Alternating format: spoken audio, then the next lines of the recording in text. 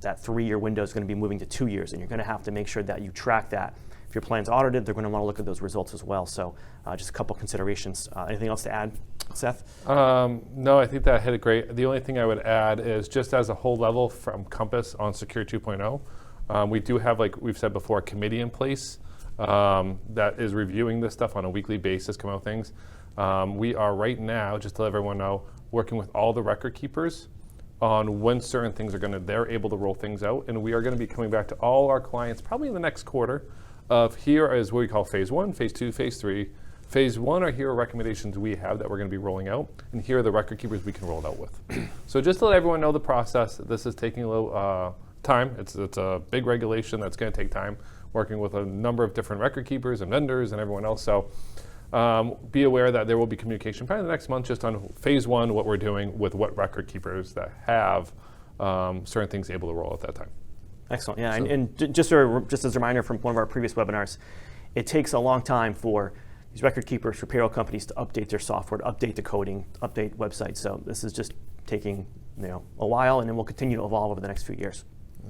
So with that, let's jump into some of the Q&A. We've got a couple questions already entered in.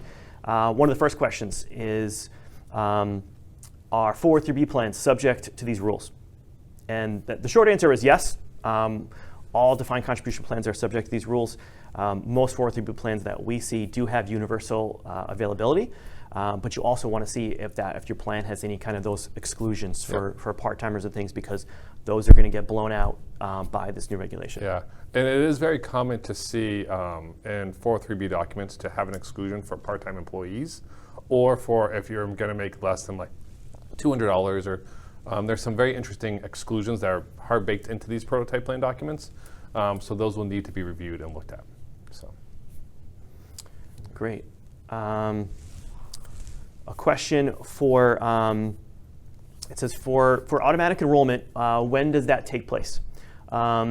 So if it's in regards to the long-term part-time employees, 2024 takes place right now. So if the plan has automatic enrollment and they have employees who have that prior 3 years of consecutive service between 500 and 909 hours, then they are qualified for the plan and they should be given the automatic enrollment materials and the notice and enrolled.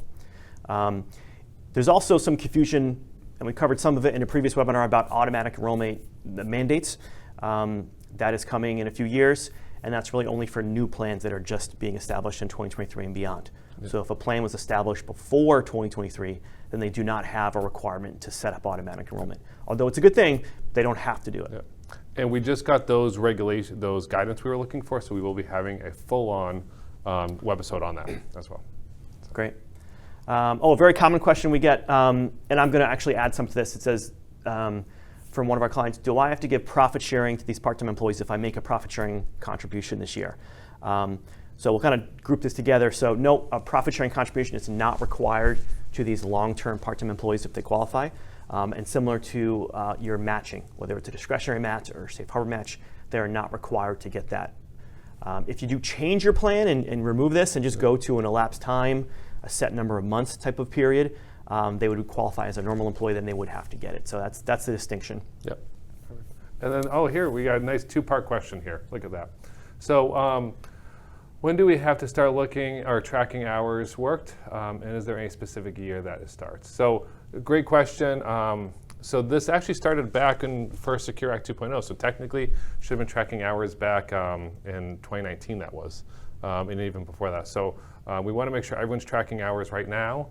And then they would become eligible this year for 2024. So this is this year's the first year. If any of you have an hour requirement or unsure, please reach out to us, and we're happy to help you through the process. So yeah, and just to kind of reiterate that, 2021, 2022, and 2023, if they reach that 500-hour mark, they're in the plan in 2024. Starting next year, so 2025, you have to look at 2023 and 2024, so just 2 years. If they reach that 500-hour mark, then they would be eligible to join the plan in 2025. Yep. So that's kind of how that works. And it looks like we have another question. If an employee doesn't want to be enrolled, can they waive it? So yeah, so obviously any employee that doesn't want to participate can obviously opt out of a plan without a problem. Remember, if they're auto-enrolled, they just have to go in and opt out, not a problem at all. They want to make sure you opt out before you get auto-enrolled. And if you are not, your plan does not have auto-enrolled, but they do meet the LTPT rule, then they just don't have to do anything. It would just be an election to participate. So. Great. Looks like there's a couple specific questions that we'll have your relationship manager reach out to you. But that's it for the webinar today. We're just about out of time. So thank you for joining us for the latest edition here of Compass's Need to Know Webisode series. And hopefully you learned something today, and we look forward to seeing you with the next one. Thank you.